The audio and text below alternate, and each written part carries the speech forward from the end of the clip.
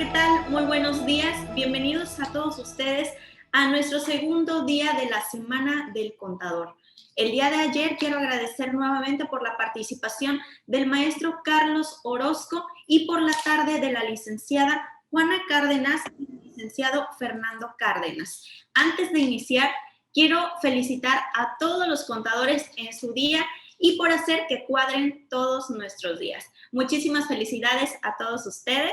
Y bueno, el día de hoy tenemos a un gran invitado que es el licenciado Raúl Rodríguez Piña, a quien quiero agradecer de manera adicional porque déjenme les platico, quizá haya de alguno de ustedes que haya estado con nosotros en la Semana del Notario el año pasado y tuvimos un acontecimiento bastante, pues quiero llamar extraordinario porque justo el día de su presentación fue el terremoto de la Ciudad de México y pues bueno, la verdad que admirable la manera en la que llevó a cabo el licenciado su presentación y pues muchísimas gracias, licenciado. No olvidamos ese momento que fue bastante, pues bastante feo, por llamarlo de alguna manera, y recordará, ¿verdad?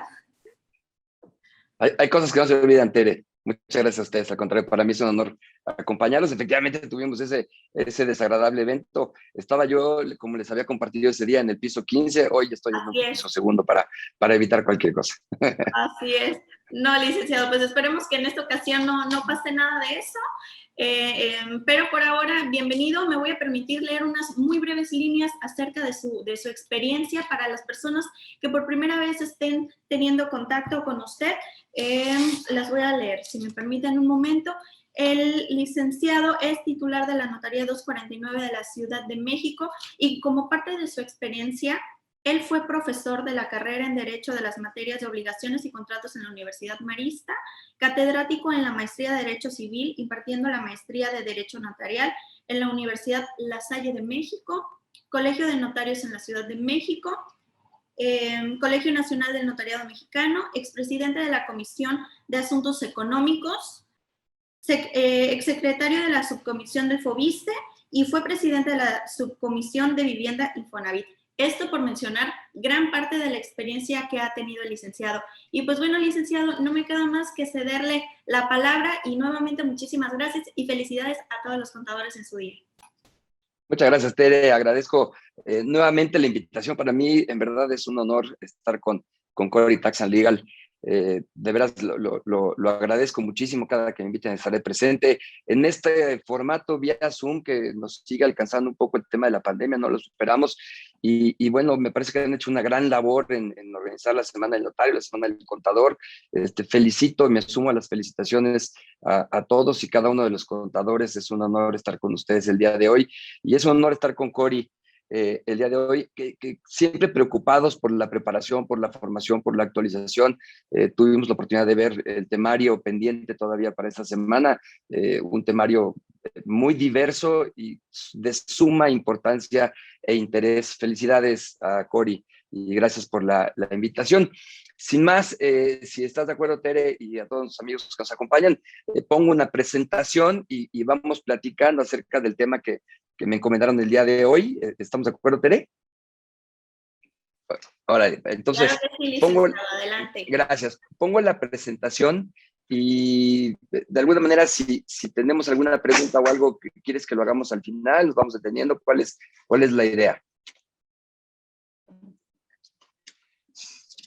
Bueno, licenciado, sería ahora sí como usted considere, de acuerdo al tiempo que tenga programado, podría ir contestando las preguntas, las personas nos la podrían apoyar escribiéndolas en el lado derecho del chat, usted las responde y de acuerdo al tiempo y usted pueda considerar si al final las contesta.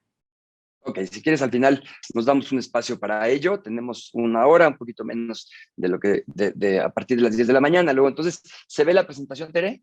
Adelante, claro que sí, sí se ve bien. Excelente, gracias. A mí este tema, la realidad es que me gusta mucho y me parece que cada día toma un poquito más de vigencia el tema de entender un poco la comparativa entre una sociedad responsable limitada y una sociedad anónima, y una sociedad anónima promotora de inversión que finalmente no deja de ser esencialmente una sociedad anónima como cualquiera, con algunas pequeñas variaciones. Entonces, la idea de la plática de hoy es dar una especie de pincelada, recorrer un poco, recordar algunos conceptos, recordar algunas disposiciones de la ley en función de las sociedades SDRL, SAs, las APIs, y hacer unas comparaciones entre unas y otras.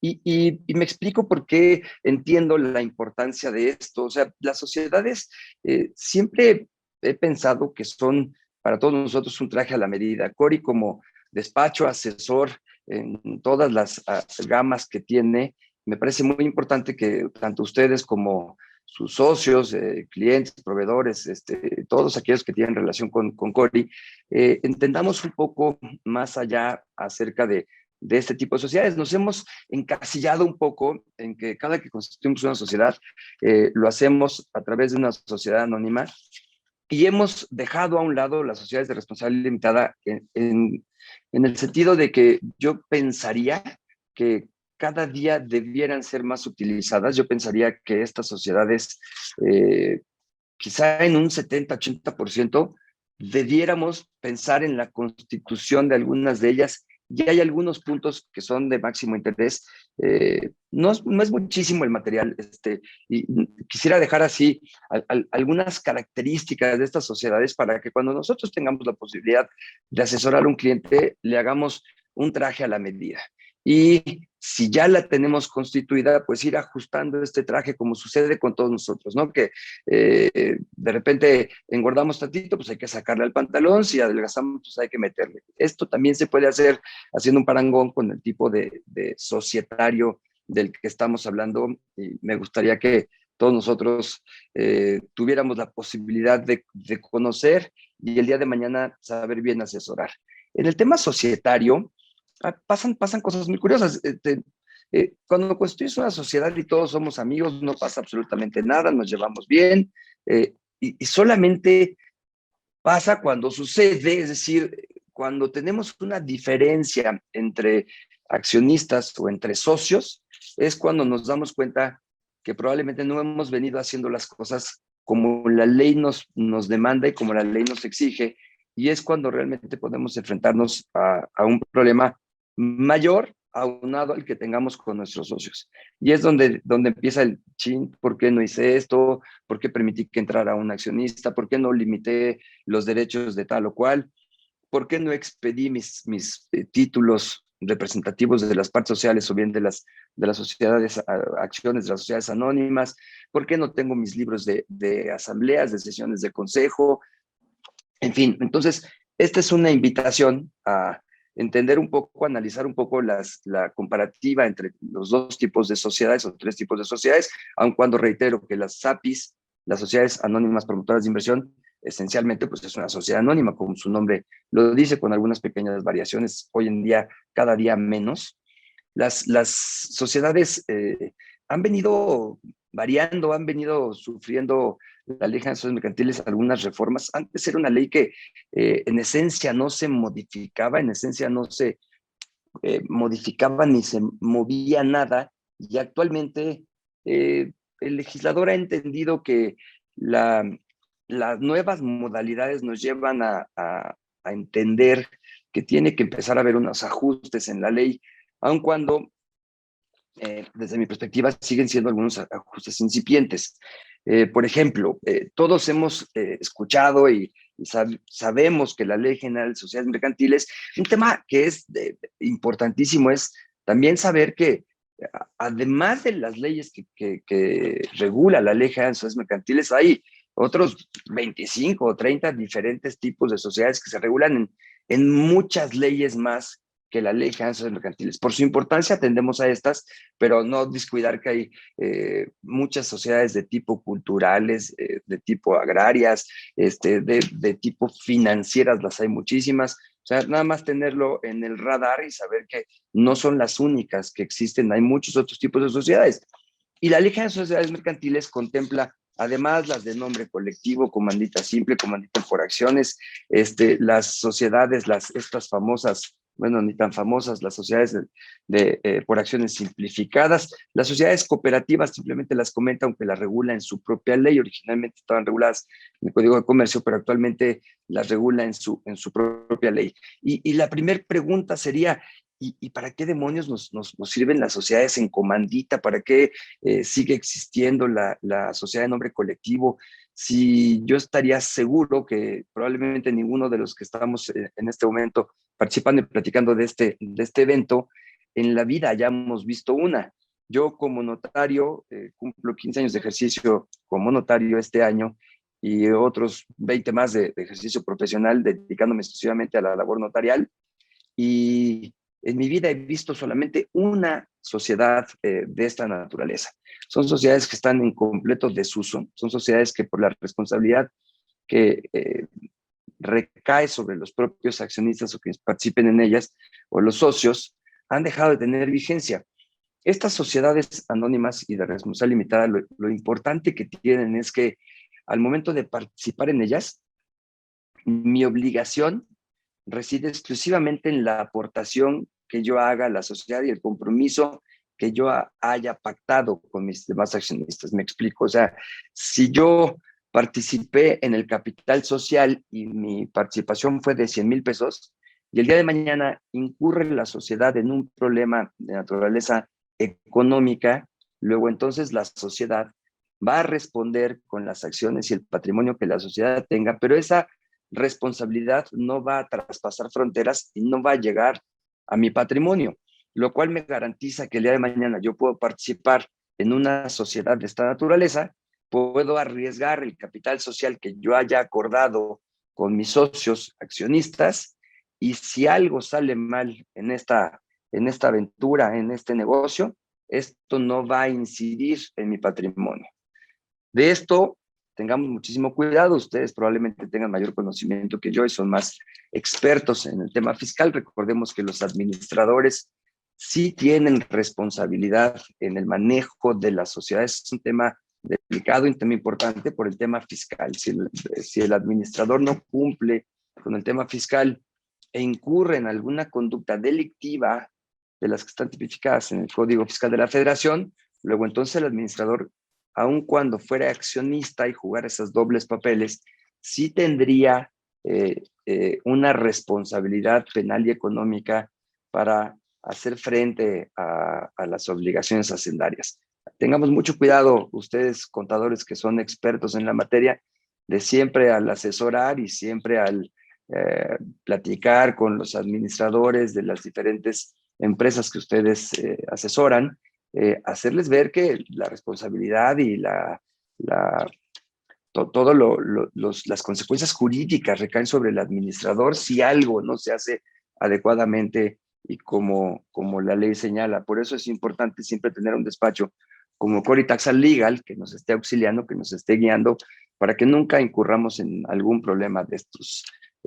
Celebro nuevamente que Cori haga las cosas tan bien y que además haga estos seminarios donde todos podamos estar actualizados de este tipo de obligaciones. Entonces, inicio dando una pincelada de las sociedades anónimas. Decíamos, es una sociedad que se constituye bajo una denominación, un poquito más adelante haré mención a qué se refiere con una denominación y no una razón social, lo cual es la diferencia entre una y otra, y que la obligación de los socios se limita al pago de sus acciones. El capital social, recuerden que ya no se requiere de un monto mínimo de capital social, se puede constituir con cualquier tipo de capital. El capital, lo ordinario y lo normal es que efectivamente se aporte, y lo ordinario y lo normal es que la administración emita los propios títulos accionarios. Ese título accionario que debe de conservar cada accionista.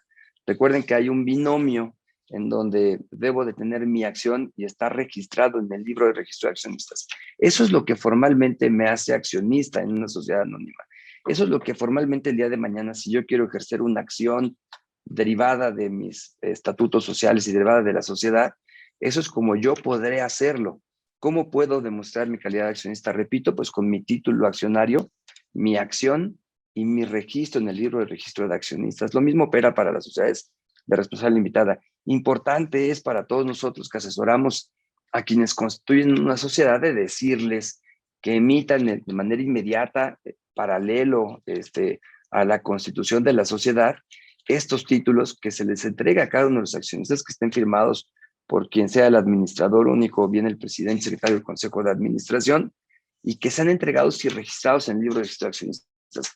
Las sociedades que formalmente llevan todos sus libros y registros y que lo hacen de manera ordinaria adecuada, cumplen con estos requisitos, y me parece que no solo ellas, me parece que todos debiéramos en algún momento dado cumplir con este tipo de obligaciones, y de esta forma prever cualquier complicación futura. Recuerden también que para las sociedades anónimas hay un derecho preferente, y aquí es importante no confundirlo. En la práctica profesional me he dado cuenta que tanto los propios socios como a veces algunos asesores confunden la posibilidad de vender mis títulos accionarios, y se cree que hay un derecho del tanto para venderlos. Me explico. Yo soy accionista de una sociedad anónima. Nuevamente, ¿qué es lo que importa en una sociedad anónima? Lo que importa es la participación del accionista y la aportación de su capital.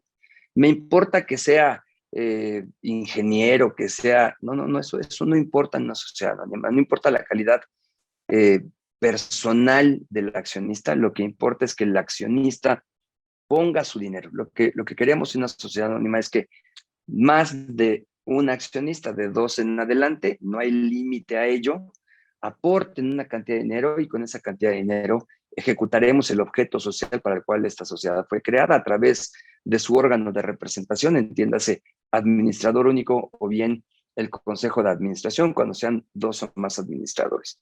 Luego, entonces, la calidad de accionista no importa salvo el ser accionista y demostrarlo, como lo hemos comentado anteriormente. ¿Esto qué quiere decir? Que si el día de mañana un accionista desea enajenar su acción, el otro u otros accionistas no tienen derecho para comprarla. Yo la puedo libremente vender a quien yo quiera. Nuevamente, no importa la calidad del accionista. Entonces yo puedo enajenar mi acción sin que mis demás accionistas socios puedan objetar absolutamente nada. Yo puedo vender en las condiciones que quieren, en el plazo en el que yo quiera.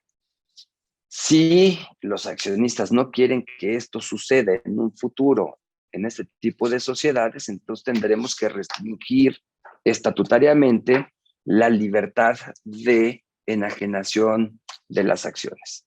Tendremos necesariamente que modificar estatutos y tendremos necesariamente que llevar a cabo una serie de condiciones que se pueden estatutariamente. Cada día la Ley General de Sociedades Mercantiles permite más restricciones a la circulación de las acciones y a los derechos de los accionistas en la sociedad anónima. Anteriormente, cada acción debía representar el mismo derecho, tanto de votación como de participación en las utilidades. Actualmente está establecido así, pero hay dos excepciones muy importantes en el artículo 91, fracción 7, y en el 198 de la Ley General de Sociedades Mercantiles, artículos de reciente modificación.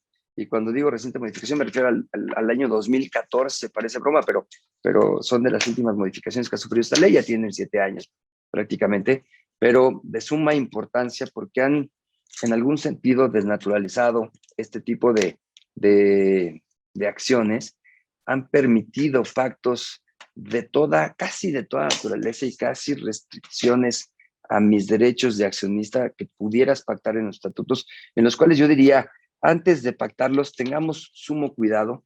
Yo pensaría que pueden ser hasta de suyo inconstitucionales y que pudieran enfrentarse a un proceso judicial importante en el momento que queramos hacerlos válidos. Siempre valdrá la pena asesorarse de un buen abogado, de un notario, desde luego, al momento de pactar este tipo de restricciones y saber cómo pudiéramos ir avanzando. También recordar que actualmente toda publicación que tengamos que hacer en tratándose de sociedades anónimas, ya sea publicaciones que la ley exige respecto a resoluciones que tomemos en asambleas o bien las convocatorias que son las más comunes, recordar que ahora se tienen que hacer a través de la página de la Secretaría de Economía y ya no en periódicos de mayor circulación o en el diario oficial o en algún otro medio que la propia ley señalaba, o bien que los estatutos prevean. Me explico, si mi estatuto no se ha modificado a raíz de la modificación del artículo 50 bis del Código de Comercio, no se ha modificado actualmente y sigue estableciendo que las publicaciones se deben realizar en un periódico de mayor circulación o bien en el diario oficial, recordar a cada uno de los escuchas que esta disposición estatutaria fue modificada por esta modificación legal y esa disposición estatutaria fue rebasada ya. Ya no sirve y ya no es válido que mi estatuto prevea ese tipo de publicaciones. Actualmente las sociedades anónimas necesariamente tendrán que llevarse a cabo estas publicaciones a través del portal que está en la página de la Secretaría de Economía. Es un portal ameno, además, no me parece que sea un mal sistema, es un buen sistema.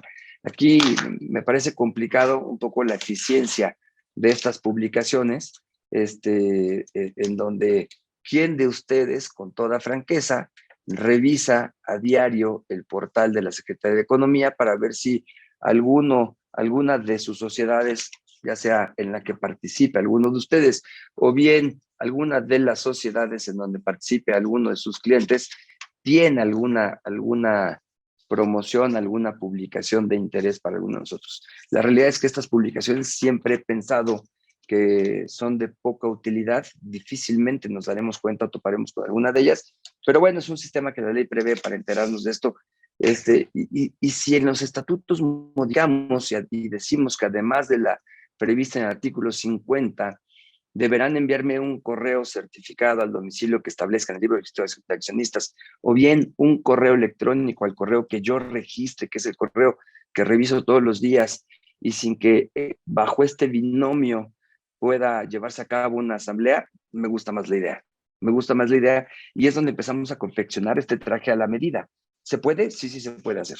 ¿Es válido? Eso es perfectamente válido. Entonces, recomendación, pues adicionalmente a la publicación, esa no la podemos obviar, la del Código de Comercio, la de la página de la Secretaría de Economía prevista en el Código de Comercio. Adicionalmente, ¿pudiéramos establecer algún otro requisito? Sí.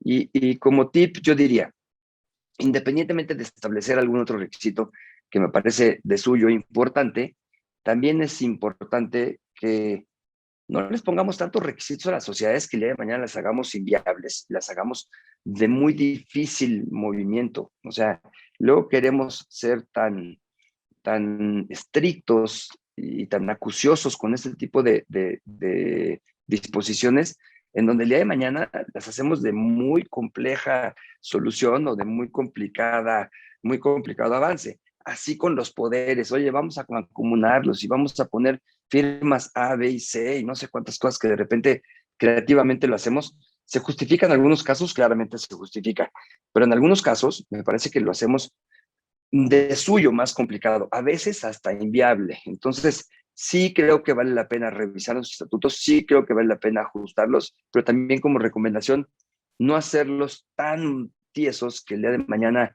sea muy complicado el avance normal y cotidiano de una sociedad anónima. En una sociedad anónima normal, recordemos que puede estar a cargo la administración de uno o más administradores. Nada más con un tema de muchísima importancia. Cuando estamos a cargo de un solo administrador, que se llama administrador único, pues de suyo es entendible que el administrador único funciona solito, tiene que seguir los parámetros que la Asamblea General de Accionistas, que es el órgano supremo de la sociedad, le indique, siempre tendrá que seguir lo que la Asamblea le indique, tiene facultades inherentes a su cargo, solitas solo por su nombramiento, tanto los gerentes en la SDRL, recordar, los gerentes en la SDRL es el órgano de administración de esta sociedad y los administradores únicos o consejeros son los administradores en las sociedades anónimas. Cuando nombramos en una SA a un gerente, no nos estamos refiriendo a los gerentes, obviamente, de la SDRL. ¿Y por qué hago esta precisión? Si de suyo es básica y dirán ustedes, pues es muy fácil de entenderlo, ya lo sabía. Hago esta precisión porque en algunas disposiciones del Código de Comercio, de la Ley General de Títulos y Operaciones de Créditos, se refiere la ley a gerentes. Y no son los gerentes que se nombran en cualquier tipo de sociedad, como podría ser tu gerente de finanzas, gerente laboral, gerente de recursos humanos. Cuando ustedes lean la palabra gerente en una disposición jurídica, entender que no se refiere de suyo a este tipo de gerentes que nombramos coloquialmente y a veces protocolizamos y a veces en escritura pública o muchas de las veces. Casi todas las empresas de importancia cuentan con gerentes de diferentes áreas o rumbos de la sociedad, dependiendo de sus necesidades. Pero ese gerente, ojo, no tiene las facultades inherentes al gerente que señalan las leyes. El gerente que señalan las leyes es propiamente el gerente de las SDRLs, no nos confundamos con ellos. De repente hasta en los bancos batallamos con la palabra gerente por desconocimiento de que ese gerente se refiere al órgano de administración de las sociedades de responsabilidad limitada. Hay algunas diferencias entre el gerente de la sociedad limitada y el gerente de la sociedad anónima, y ahorita las vamos a analizar un poquito más adelante, que me parece importante hacérselo saber. El órgano de vigilancia de la sociedad anónima estará a cargo de uno o más comisarios, y ese es uno de los problemas que tiene la sociedad anónima. Yo diría uno de los problemas y uno quizá de las malas prácticas que tenemos algunos notarios y probablemente algunos abogados en relación, no sé si mala práctica o una práctica que pudiéramos mejorar, y me explico en un momento. Primero, la vigilancia de la sociedad a través de los comisarios en una sociedad anónima es obligatoria. Necesariamente debe de haber comisarios en una sociedad anónima. Y muchas veces inclusive la recomendación, y muchas veces así se hace, es que el comisario sea el propio contador de la empresa y se nombra el contador de la empresa. Puede haber uno o hasta más comisarios en la sociedad. Y el problema es que en muchas de las ocasiones la ley no me exige que el contador firme el acta constitutiva o bien la protocolización donde él fue nombrado. Es decir, lo podemos nombrar ambiguamente y el propio comisario puede inclusive no comparecer a la escritura, no firmar y quizá ni enterado estar de su nombramiento. Simplemente cumplí yo, accionista y yo, notario, con el requisito de tener a Juan Pérez como mi comisario, cuando él probablemente ni enterado esté de su cargo. El comisario tiene responsabilidad, claro que tiene responsabilidad inclusive penal en los temas contables. Ori tendrá mucho más conocimiento y podrá ampliar mucho más esta información que un servidor, pero tiene desde luego información, tiene desde luego facultades, tiene desde luego responsabilidades de las que probablemente ni enterado esté y de las que probablemente ni siquiera quisiera tenerlas. ¿Cuál es la recomendación? La primera es saber si queremos constituir una sociedad anónima y queremos tener a este órgano de la sociedad. Recordemos que en las sociedades anónimas existen 3 órganos, que es la asamblea, el comisario y la administración, el órgano de administración, el órgano de vigilancia y la asamblea. Entonces, saber si queremos contar con este órgano y si el órgano va a funcionar como verdaderamente debe funcionar. Si va a revisar y va a vigilar que el administrador o el consejo de administración cumpla con los parámetros y funciones, o si bien simplemente estará ahí de alguna forma de parapeto y no me va a servir de nada. Si verdaderamente va a funcionar, la recomendación sería que al momento de constituir la empresa o al momento de su nombramiento, firme su aceptación y tenga conocimiento de sus obligaciones. Pero por lo menos firme, comparezca a la escritura y sepa de su encargo, esté enterado del mismo y acepte formar parte de este órgano de la sociedad. Como recomendación importante, insisto, es que este comisario sí comparezca y sí firme ante notario, ya sea en la Constitución o bien en la protocolización o en la asamblea donde haya sido nombrado. Con que firme el acta de asamblea, yo me daría por bien servido, creo que eso es suficiente para efectos de nosotros.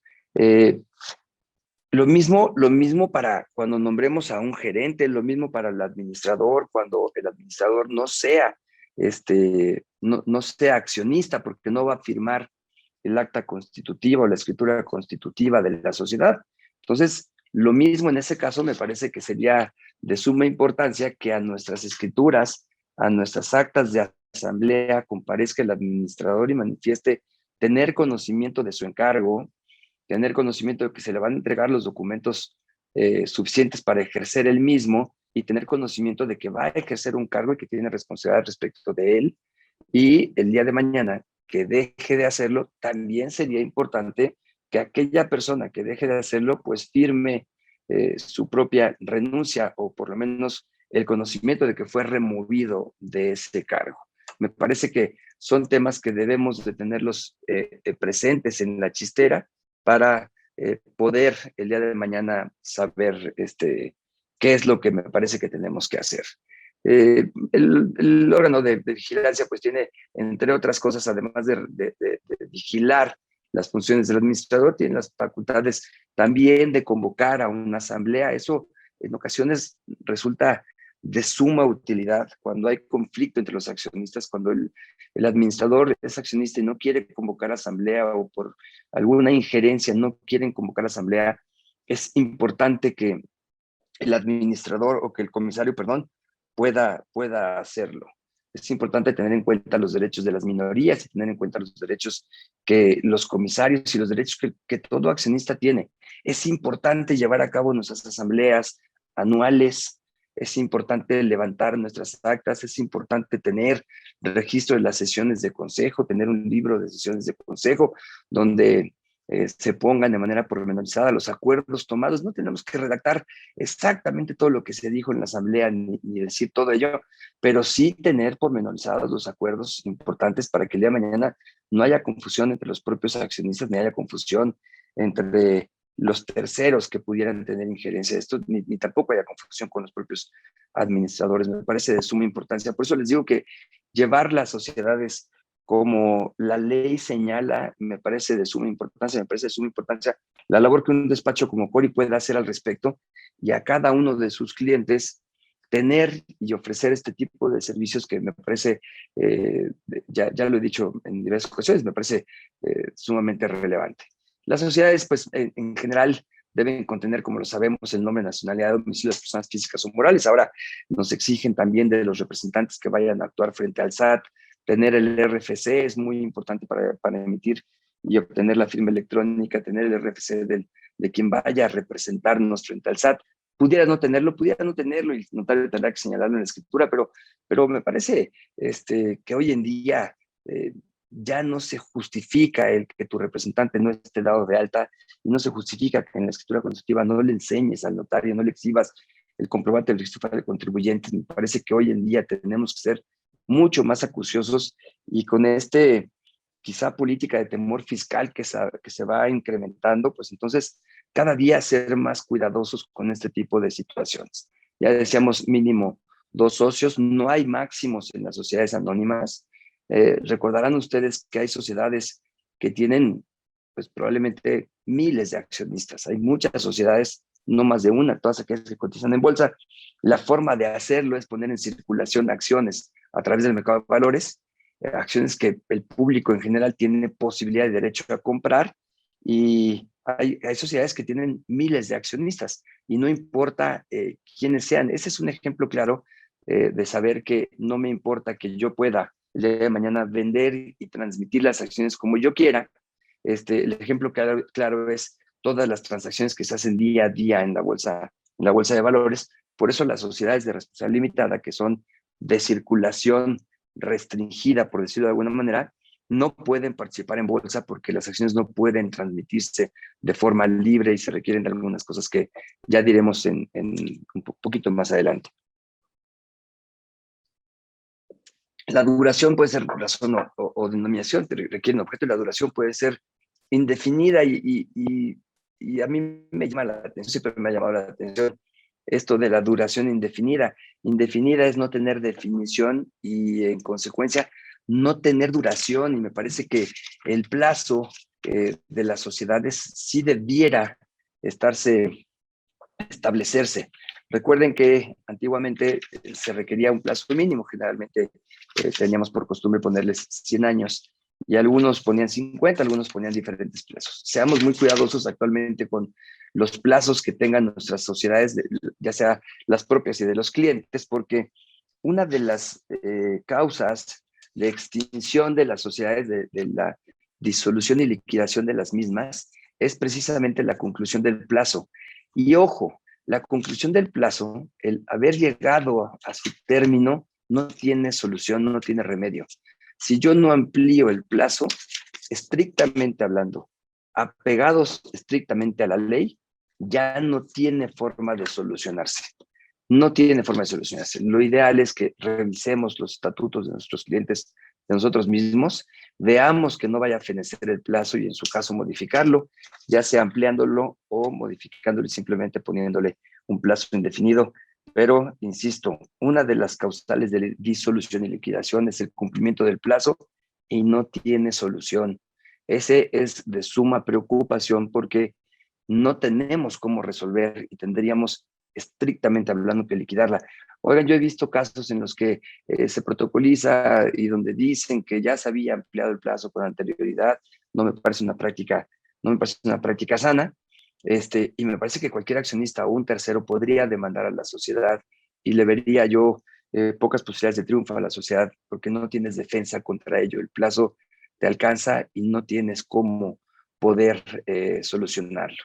Pasando a una pincelada a las sociedades de responsabilidad limitada, platicarles que decíamos que también se constituyen con socios, no son accionistas, son socios, no se tienen acciones, se tienen partes sociales, y estos socios están obligados al pago de sus aportaciones, misma obligación que se tiene en las sociedades anónimas.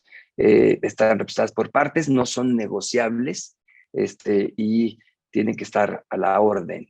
O tienen que ser nominativas, no pueden ser al portador, porque no pueden, tampoco en las sociedades anónimas, pero recuerden que de génesis, las sociedades anónimas anteriormente sí podían emitir acciones al portador. Hubo una reforma en donde se prohibieron ya las acciones al portador. De hecho, ahora recuerden que lo que la ley señala y lo que la ley quiere en sus diversas disposiciones fiscales y de sociedades es que actualmente se registren las acciones en la Secretaría, en el mismo portal de la Secretaría de Economía, y tengamos esta información por lo menos registrada. Actualmente lo que queremos es cada día hacer más transparentes las participaciones en las sociedades, cada vez más transparente quién participe en una sociedad para que en caso de algún conflicto la autoridad pueda saber cuándo fue tu último movimiento, cuál fue tu posición accionaria o de partes sociales, y transparentemos para efectos de lavado de dinero y de fondos o fondeos al terrorismo, tengamos claramente identificados a los accionistas. Y cada vez nosotros somos, Cori y todos nosotros, notarios, todos los que participamos en el auxilio, servicios a una sociedad, somos cada día más responsables en esta transparencia, cada día vamos a tener más interés y vamos a tener mayor responsabilidad en ello. Es importante que seamos muy avesados en esos temas y que tengamos en todo momento conocimiento y hagamos, obviamente, auxiliar a las autoridades a que esto cada día sea de mejor manera. Recordar, como ya les dije, en la sociedad anónima, no tienes derecho al tanto si algún accionista desea enajenar sus acciones. Sí tienes derecho en la sociedad anónima, esto es muy importante, cuando haya un aumento de capital en términos del artículo 134, tú decretas un aumento de capital y este aumento de capital se puede hacer proporcionalmente por todos los accionistas que así deseen hacerlo. Una vez publicado el acuerdo, es decir, se toma el acuerdo en la asamblea, se publica en el portal y todos los accionistas tienen 30 días para ejercer el derecho y aumentar el capital de la sociedad proporcional al número de tus acciones. Insisto, ¿cuándo? Solamente en aumentos de capital. No tengo derecho de tanto en enajenación de acciones. Sí tengo en el caso de aumento de capital. Eso me parece de suma importancia. en términos, si dije 34 es 32, 132, y son 15 días para ejercerlo. Diferente en la sociedad de responsabilidad limitada, aquí empiezan las cosas de fondo y de suma importancia. En una sociedad de responsabilidad limitada, sí tengo el derecho del tanto para cuando alguien quiera enajenar sus acciones. Aquí no puedo libremente enajenar mis acciones porque aquí hay un binomio. Aquí me importa el capital que aporte el socio a la sociedad, pero también me importa la calidad del socio. Es decir, sí quiero saber y quiero autorizar quién va a estar de mi socio en esta sociedad. Y yo diría, y lo dejo así como pregunta, pues qué no es así con todos los socios o casi todos los socios de las sociedades en las que nosotros participamos, ya sea como accionistas socios o bien asesorando a los clientes, que casi todas las sociedades nacen por cumplir un objeto social, desde luego, típicamente un negocio, y nacen por la calidad de la persona con la que la voy a llevar a cabo. Es difícil que yo diga, a mí me interesa tu dinero, no me interesas tú. Tu participación como accionista me tiene sin cuidado, tu calidad personal, moral, ética, tu expertise en el ámbito empresarial no me importa para nada, a mí me importa tu dinero. Ese es el espíritu de las sociedades anónimas. Ese no es el espíritu de las sociedades de responsabilidad limitada. El espíritu de las sociedades de responsabilidad limitada es que aportes dinero, pero además tu persona me interesa. Por ello, no te permito salirte y enajenar tus acciones a quien tú quieras, si no es con el consentimiento de la mayoría de los socios y que además pudiera este consentimiento de la mayoría, pudiera elevarse, pudiera ser un consentimiento mayor si así lo pacto en estatutos. Mínimo la mayoría de los socios que representen la mayoría del capital social, no número de socios, que representa la mayoría del capital social, en términos del artículo 66, y aquí sí se goza con derecho del tanto. Por cierto, les comento que terminando la presentación se la enviaré a Tere Villalobos para que cualquiera de ustedes pudiera tenerla y en su momento, desde luego, repasarla y estar familiarizado con estas cosas para que, o bien, sus apuntes y eso se las haré llegar. En el contrato social, ya decíamos, es una parte social por cada participación. En las acciones, no, en las acciones yo puedo tener una o muchas acciones. En la SDRL es una sola participación, una parte social indivisible que va a representar mi participación total en la sociedad. ¿Esto quiere decir que todos somos iguales? No, no, yo puedo tener una participación que valga 500,000 pesos y mi socio una que valga 100,000, nada más que solamente habrá una sola participación social. Aquí sí, como el interés es binario, el interés es de la persona del socio y del capital aportado, aquí sí está estructurada esta sociedad para no tener muchos socios. El número máximo de socios es de 50. Y les decía yo, no se puede hacer por suscripción pública. Este método de suscripción pública que también me parece obsoleto, en donde simplemente por recordar tú haces tus estatutos, los pones a conocimiento del público en general, inscribiéndolos en el registro público, emites el número de acciones y cada quien que sepa puede ir comprando o pagando sus acciones y luego se hace una asamblea para saber cuántos pagaron sus acciones y de esa forma constituir la sociedad por forma de suscripción pública. La realidad es que esta forma no opera, está prevista en la ley, pero no opera. Aquí no se puede porque aquí sí me interesa desde luego la calidad de la persona que va a participar conmigo. La administración, decíamos ya, es un gerente o bien consejo de gerentes cuando hay más de un gerente, y la vigilancia de la sociedad. Ahora les diré una cosa que es de suma importancia también para los gerentes, y el órgano de vigilancia es a cargo de uno o varios comisarios, como en la sociedad anónima, pero con una diferencia fundamental. El órgano de vigilancia en las sociedades de responsabilidad delimitada es facultativo, es si quiero. Si yo no quiero tener un órgano de vigilancia, no estoy obligado a hacerlo. Recordar que en la SA es obligatorio tener algún órgano de vigilancia, en la sociedad responsable limitada es facultativo, es solo si quiero tener un órgano de vigilancia. Luego entonces esto me da una, yo diría, una gran facilidad, porque el día de mañana no tengo la obligación de tener un comisario que en la gran mayoría de las sociedades, como lo hemos mencionado, no opera como tal, no me sirve. Lo digo con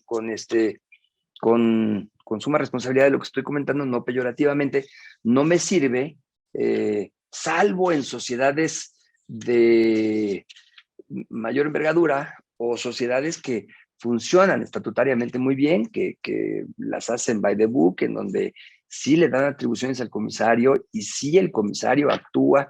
Inclusive muchas de las sociedades tienen honorarios el comisario por funcionar como tal, acuden a todas las sesiones, acuden a todas las asambleas, emiten su opinión, califican los estados contables de la sociedad, revisan evidentemente toda la contabilidad.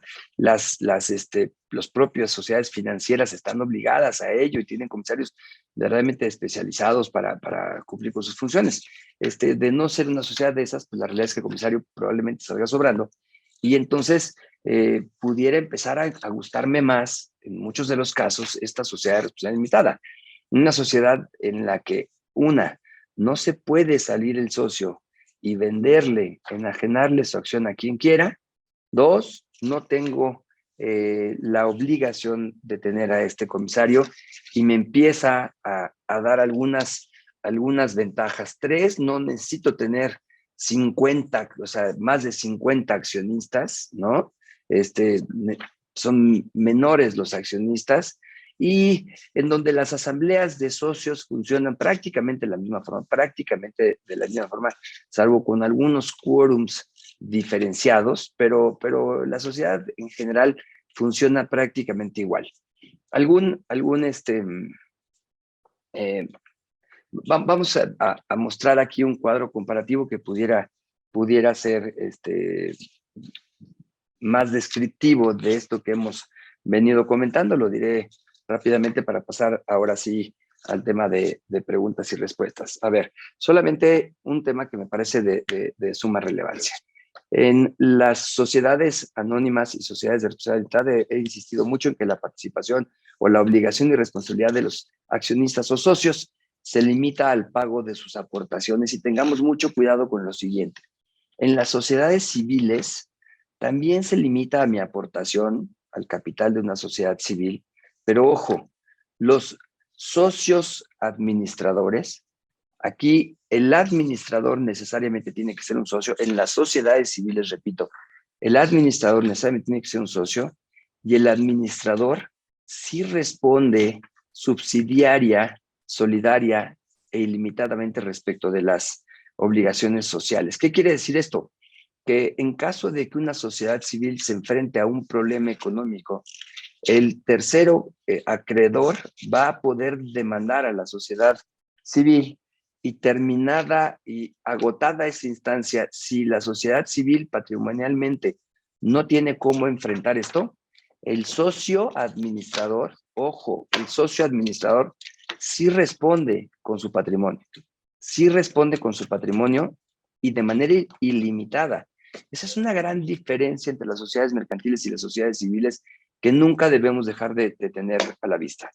Es muy común que algunas personas se inclinen por constituir una sociedad civil, probablemente desconociendo que el socio administrador sí tiene esta obligación y que enfrentando un problema pudiera ser un problema mayúsculo para el socio administrador. Él sí responde, insisto, de manera subsidiaria. Subsidiario significa que primero demandan y agotan la acción contra la sociedad, pero en caso que la sociedad civil no le alcance el dinero, luego entonces van contra el patrimonio del socio administrador.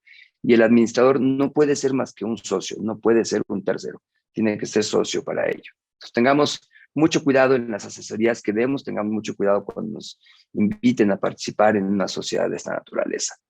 Decíamos que En la SDSA no importa más que el capital, en la otra es una mixta, importa el capital y la persona. Esto se refleja en el derecho del tanto, en el número de accionistas que se señala abajo, que máximo 50, y se señala en la poca circulación o en la restricción en la circulación de las acciones o de las partes sociales. La otra se constituye con una denominación, o sea, el nombre es libre, en la SDR le puede llevar el nombre de algún accionista, los apellidos de algún accionista, o bien también de libre composición. Hay un tema importante en las sociedades de responsabilidad limitada, en donde no existe una distinción y una reglamentación en las aportaciones en especie como sí lo existe en las sociedades en las sociedades anónimas. Dice en la SDRL que el pago de la participación social debe de ser por lo menos del 50% de esta. En las sociedades anónimas, ojo, es el 20% en la participación, o sea, el pago de la acción debe ser mínimo el 20% en numerario, es decir, en dinero, y el 100% en especie. Si fuera una SDRL donde yo aporto en especie, no tengo esta restricción de que tenga que ser en el momento de su suscripción pagado el 100% del capital social, como tampoco prevé que las acciones se queden en tesorería. Recuerden que si pago en especie, lo cual no es, si es relativamente común, me ha tocado muchos ejemplos y muchas ocasiones en hacer aportaciones en especie a sociedades, en donde deben conservar las acciones en tesorería por el plazo de 2 años. Al final del plazo, hacer un avalúo y ver que el valor de los bienes aportados no haya disminuido en un 25%, y en caso contrario, el accionista tendrá la obligación de aportar esa diferencia del valor de la acción. Esta obligación no existe en la SDRL, como tampoco existe el pago del 100%. Otra diferencia que pudiera en un momento dado hacernos inclinar por una u otra decisión de constitución de un tipo o no social. Ya decíamos del consentimiento para la transmisión de las partes sociales en la SDRL. Aquí les dejo unas reglas simplemente de votación, de quórums de instalación y quórums de votación en asambleas ordinarias y extraordinarias. Y dejo aquí una inquietud, se las dejo en el oído a manera de reflexión para cada uno de ustedes. En las asambleas extraordinarias, como se lee en esta exposición, dice que en primera convocatoria se requiere la instalación del 75% del capital social, es decir, 3/4 partes del capital social, pero las votaciones se toman por el 50% del capital social. Ojo, las votaciones, insisto y quiero ser muy enfático en ello, se toman por el 50% del capital social. ¿Y qué quiero decir con esto? Imagínense ustedes una votación en donde el 50% apruebe lo que se haya planteado en este orden del día y el 50% vote en contra. No sé si me estoy dando claramente a entender. Dice que se aprueba con el 50%. No dice la mayoría del capital social como probablemente hubiera sido lo deseado. Dice que se aprueba con el 50% del capital social. Y si el otro 50% hubiera 4 accionistas que tengan cada uno 100,000 pesos en acciones, 2 de los accionistas con 100,000 pesos que representan 200,000 y en consecuencia el 50% del capital social dicen sí a la convocatoria, a lo expresado en el orden del día o a lo propuesto de votación.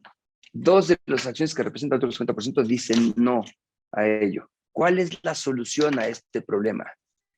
¿Cómo se resuelve en caso de empate? No es una decisión de consejo en donde el presidente del consejo tiene un voto calificado para el caso de empate. Por eso el consejero, el presidente, siempre debe de tener voto de calidad para el caso de empate. No es así en las asambleas de accionistas. En las asambleas de accionistas no hay voto de calidad para el presidente de la asamblea para el caso de empate. ¿Qué se haría en caso de empate? El acuerdo está tomado porque dice que solamente con 50%, no obstante la oposición. Se los dejo de reflexión que me parece de su importancia. El administrador único no puede representar en una sociedad anónima, no puede representar a ningún accionista en una asamblea. Esa disposición no está prevista en la sociedad responsable limitada, lo que me obliga a decir que en la SDRL sí puede representarlo, lo cual también nos da una ventaja de mayor eficiencia o mayor facilidad en el manejo de las SDRLs.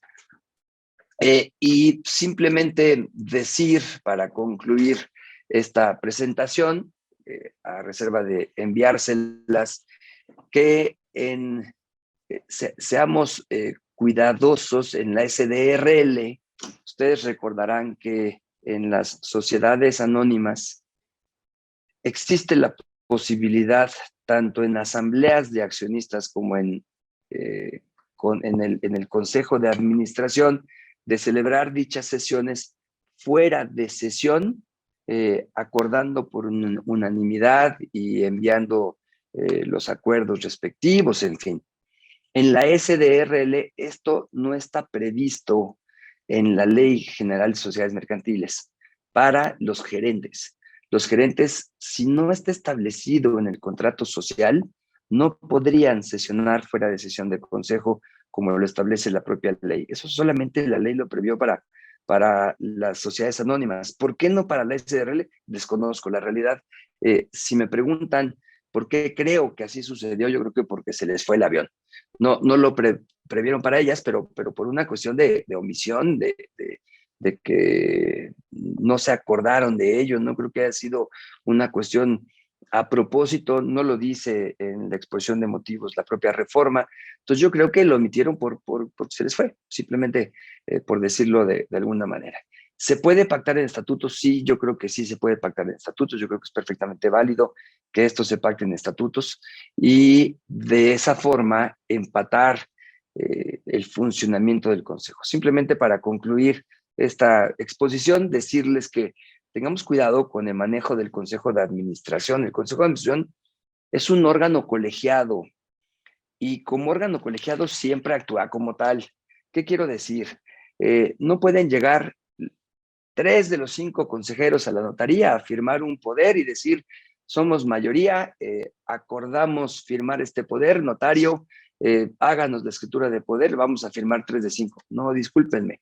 El órgano colegiado trabaja siempre como órgano colegiado, tiene que sesionar como órgano colegiado, tiene que determinar como órgano colegiado, tiene que emitir su acta de sesión de consejo y una vez hecha el acta de sesión de consejo se protocoliza y se ejecuta por el delegado que hayan nombrado y si no por el presidente del Consejo de Administración, si hubiesen sido omisos en haber nombrado a alguien.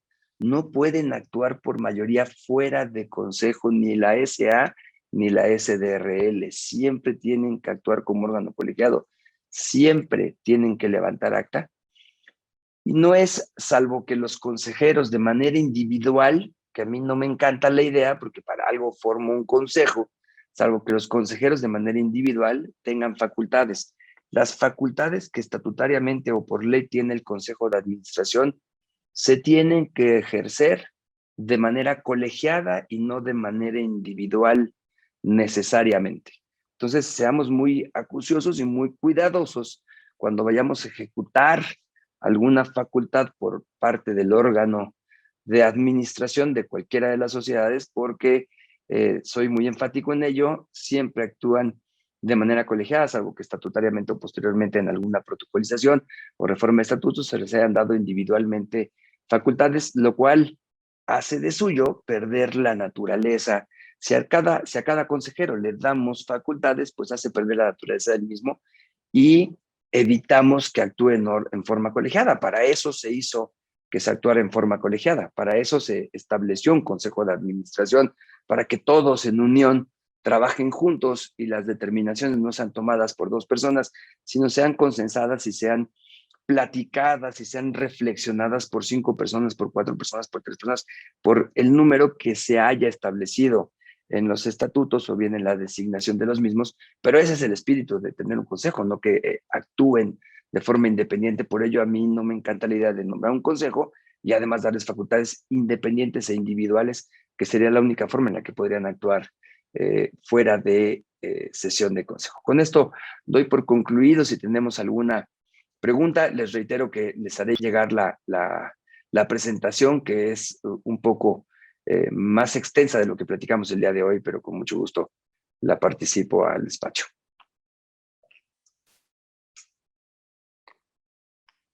Hola, Tere, ya estamos aquí de regreso. Hola, licenciado. Pues creo que no hay ninguna pregunta. ¿Alguien que quisiera realizar alguna pregunta? En lo que, pues bueno, nos escribe alguien si hubiera alguna duda. Nuevamente agradecerle, licenciado, por su participación. Hemos concluido una vez más con éxito y sin ningún tipo de susto. Así es, afortunadamente, Tere. Para mí un honor, nuevamente les digo, estar presente con ustedes. La vez que se tenga oportunidad de participar con el despacho, para mí será nuevamente un honor. Muchas gracias a todos los socios del despacho, a ti en lo personal. Agradezco y a todos los que tuvieron la oportunidad de escucharme y aguantarme esta hora. Les agradezco muchísimo su paciencia. Felicidades a los contadores. Gracias, licenciado. Gracias también a todos ustedes por su participación. Los esperamos por la tarde a las 5. Tenemos otro grande. Estaremos con la presencia digital del presidente del Colegio de Notarios, el licenciado Adolfo Montalvo, quien nos estará presentando disolución y liquidación de sociedades. En punto de las 5 de la tarde los esperamos. Y bueno, comentarles también a todos ustedes que el material que comentaba el licenciado se los estaremos proporcionando a partir de la próxima semana a través de nuestra página web. Incluso los queremos invitar a nuestras redes sociales. Síganos y sobre todo suscríbanse a nuestro canal de YouTube, en donde podrán ver conferencias espectaculares como las del día de hoy. Les agradezco muchísimo. Feliz día a todos los contadores. Y pues muchísimas gracias. Muchas felicidades a todos. Hasta luego. Muchas gracias por la invitación nuevamente. Gracias. Gracias. Hasta luego. Hasta luego. Bye.